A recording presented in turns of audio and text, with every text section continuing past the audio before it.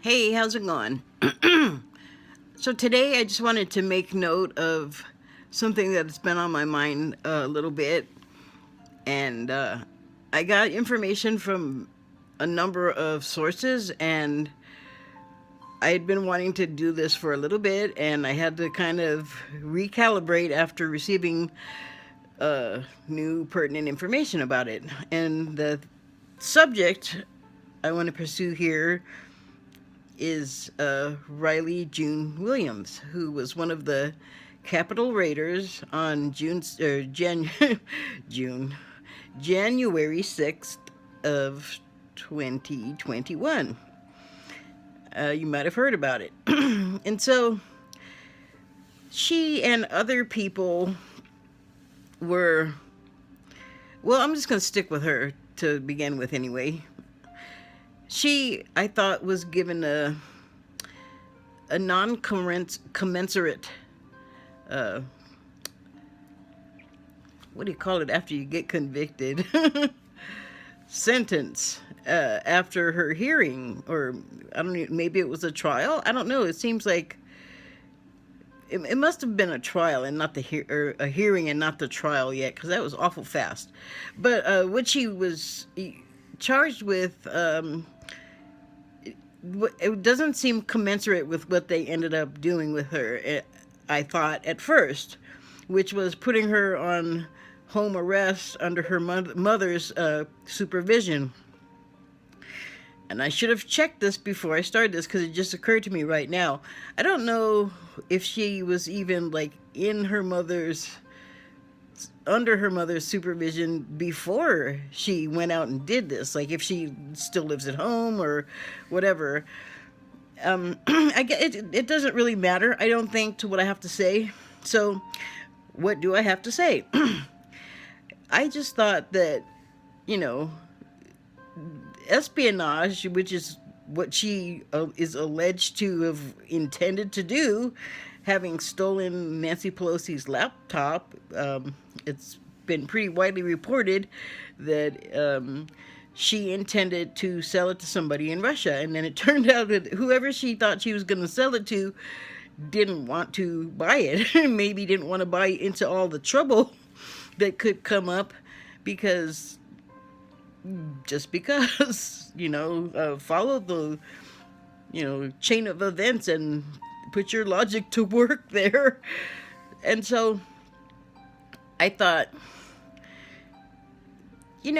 shouldn't you be in lockup somewhere? And then once a couple of days passed and I wasn't so kind of I guess incensed. I mean, I wasn't like that upset about it that I was tearing out my hair, breaking stuff, but it ignited a feeling of, well, like, I was mad. Like, what?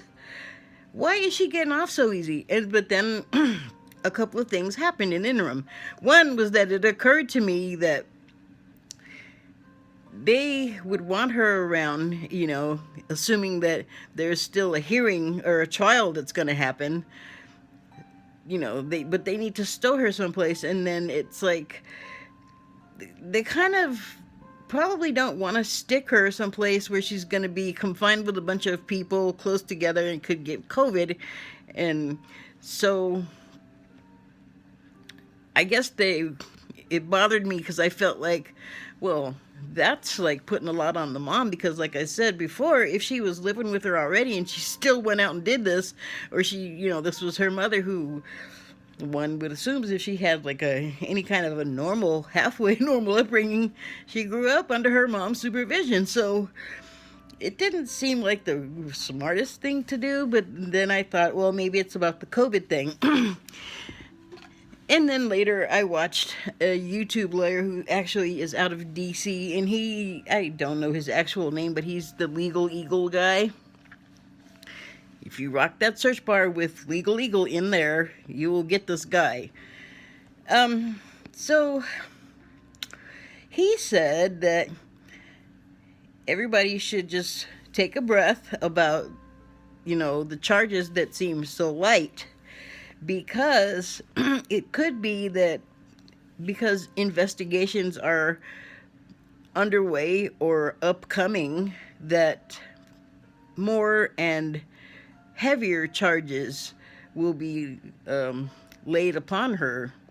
So that, I was already on my way to like being calmer about it, and then I've mentioned before that I get help from the state, although lately for the past December and January so far, I've had a temp person because my normal person was out for reasons that I don't need to go into. So the temp lady was talking to me about, she said, I told her what I wanted to do, like that I'm doing right now, and she says, I know why she's not in uh, jail. I know why she's not. And she kept saying it, and I was like, okay, why? Her son works for ICE, and she said that that's where the Capitol people are being put, is in ICE lockups. And she said, they're here. And I'm like, I don't know if all of them are here. Like, maybe they're in ICE lockups in their own states, because I'm in the other Washington that's all the way across the country, and those people came from all over the place. Like, if ICE has got them, and there's ICE lockups here in Washington, then it stands to reason there's ICE lockups wherever they are. So they're not all here. I'm just gonna make an assumption here that they're probably in ICE lockups in their own state. And I also have learned that person tends to make a decision and doesn't consider like everything about every aspect of what she's saying means. So I'm thinking probably it's not that they're all in ICE lockups. They're probably wherever there is space to lock them up securely, where they hopefully won't get sick, and also, or make other people already in the place sick.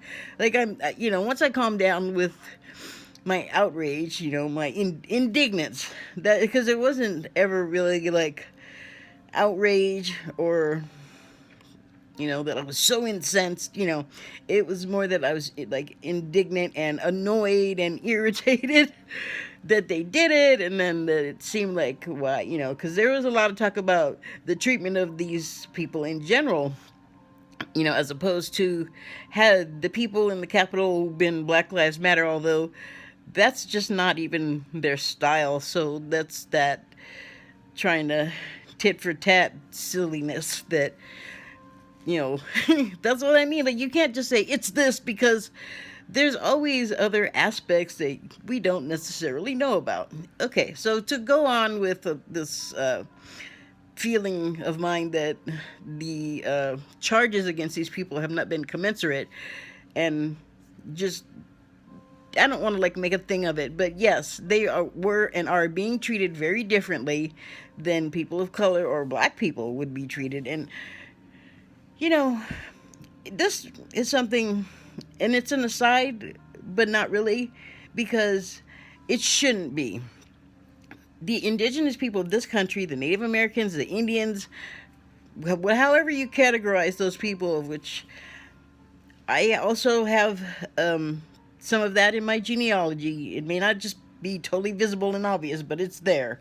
So I do have like strong feelings about the way black people are treated when they're treated badly, but Native American people, come on, man, they just get no respect. Like, I hear talk about black people getting reparations for slavery, and like, hello, the indigenous people have had their nation taken from them. They tried to take their identity from them, and they weren't just down to change. Most of them, they wanted to keep their traditions and keep their way of life, and it was just taken from them. And so now they're treated as an aside. But I would say they get treated as badly and worse in a fashion than black people have. So had it been black people or indigenous people in there trying to take over the Capitol building and threatening hanging and decapitation and whatever other kind of violence they wanted to perpetrate, even if they were just talking about it, there's laws against that.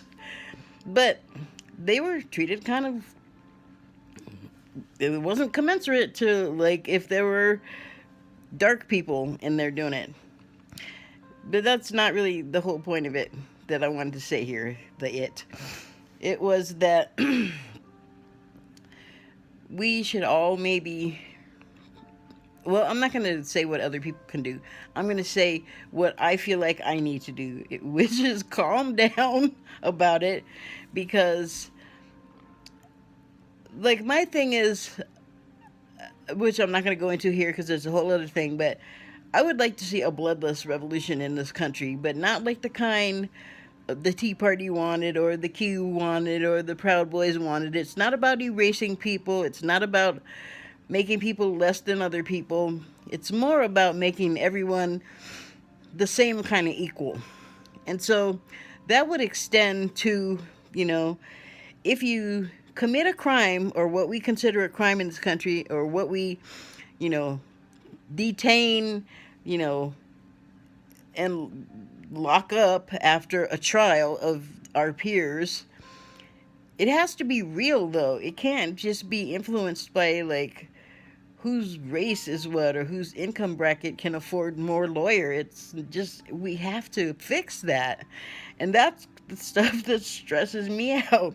It really, I don't really, my life, I'm so fortunate that my life is not really stressful. um, but I can get worked up thinking about stuff. You know, that's something that I'm attempting to change, so that it's not something that's upsetting me unnecessarily. And so the thing to remember is that, well, yes, this happened to some people in the past, and it was very savage, and it was very painful, and often, you know, it created casualties or deaths. I would not like to see that continue. I don't want those things to happen to those people. You know, I mean, they were running in there talking about hanging Mike Pence for doing what he's supposed to do. Like, sorry, he has his opinions and his ideas, but the law is the law. I mean, and he swore an oath, and he actually, like, is living up to it. You know, and believe me, I'm no fan of his. Don't get the wrong idea, but he did what he was supposed to do, and that's not wrong. Like, sorry if you don't like it. Lots of stuff happens that I don't like, but that's just the way things are done here. If we don't like it, the way to change it is not storming the Capitol and threatening violence. It is to use the system we have. And I'm not happy with that system, but I think we're in a time of like, we're gonna make some big changes, and not just, you know, reinstating things like safety nets and plans for public safety, like how to deal with a pandemic that's shutting everything down. Like, we gotta get our priorities straight. Like, capitalism right now, yeah, it's great, it's our system, but we can't keep trying to make it work when every time we send people out en masse, they're getting sick and dying. Like, that's dumb. Maybe you got a lot of pennies, you got a lot of stuff stashed, you rich people. Go handle your gold coins and, you know, enjoy your stuff and calm the down and wait like everybody else, okay? You know, you bleed, poop, and pee, and breathe like all other humans. So just because you have like a little more money, and, you know, you have a little more advantage, you don't that doesn't make you the ruler of other people. And you may say, okay, well, that's our system, that's the way we done it. Well, we need to change the way we do it, because too many people are hurt by the way we're doing it. Too many people are being left out. Did I say two people are being hurt? Too many people are being hurt by the way we do things, and too many people are left out of things like healthcare and decent housing, and, you know, it shouldn't be that someone's desire to make money off of you would precipitate you to decide it's a good idea to say, produce a food product that's harmful to people, or a cigarette, which there's still around, even though there's been many, many court battles to try and eliminate it. Like, yes, people want to do it, but that's because they're addicted to it. It's like you're not thinking straight. And by the way, if it doesn't give you cancer and kill you, it's going to screw up your breathing. It's going to screw up your blood vessel. I mean, there's so many things that, like, profit is the thing that's over, common sense and humanity. And so those are the kinds of things that I would like to see change. And there's people out there talking about it that have wanted to do it, like Bernie Sanders forever, and AOC, thank God she's there, and the squad.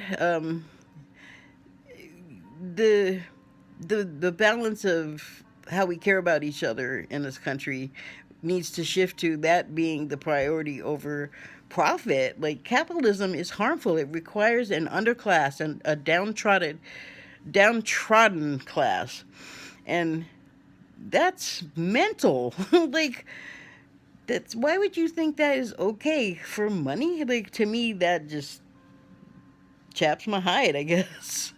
So I was saying, like, my life is really calm. I have, what I need.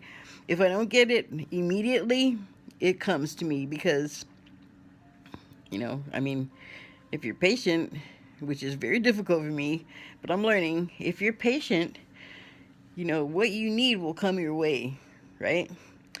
And so I have to maintain calm. I'm always posting things that I think will be calming or helpful to you in your everyday life that that you can do, that don't require a lot of expense or hardship. And so, that said, I just wanted to mention that the music playing in the background is, sorry for the view up my nose, I really don't like to do that. It's relaxmycat.com. It's music for cats with anxiety. I just looked at my cat, in case you're wondering. He's asleep. But, I get anxious, he gets anxious. And when I can't talk, I have to repeat myself. When I get anxious, he gets anxious, and I don't want that. I don't want me to get anxious either, so I have to, like, maintain the sense of calm. But anyway, that's what I wanted to say.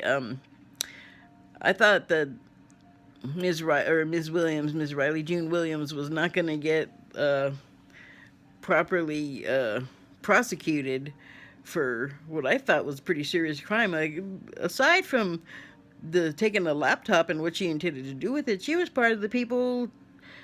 I don't care what they said. It sure looked and sounded like they were in there to take over the Capitol. So I don't care what they said after the fact. It's like, thanks to them, a lot of it was recorded, and we all got to see it. And yeah, that's about it. I may discuss what's happening in the background at another time, but enough. Okay. Thank you and good night.